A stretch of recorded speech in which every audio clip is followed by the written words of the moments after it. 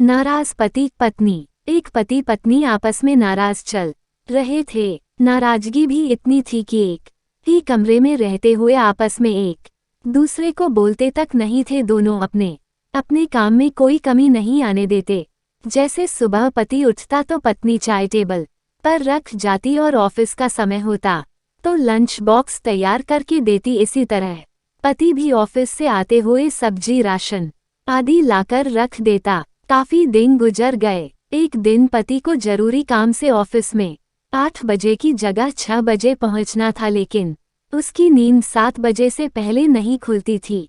रात को सोने के समय पति को विचार आया कि सुबह मुझे 5 बजे कौन उठाएगा।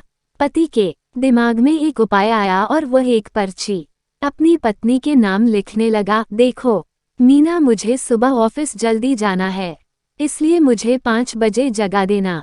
इस तरह पर्ची लिखकर वह पत्नी के बेड पर रख आया और बेफिक्र होकर सो गया। पत्नी पर्ची उठाकर पढ़ी और कुछ सोचा और वह भी सो गई। सुबह पति की नींद खुली तो उसने उठकर घड़ी की तरफ देखा। घड़ी में 7 बज रहे थे। फिर उसकी निगाह तकिए पर गई तो वहां एक पर्ची रखी थी। उस पर लिखा था, जी उठ जाओ, सुबह के 5 बज गए हैं।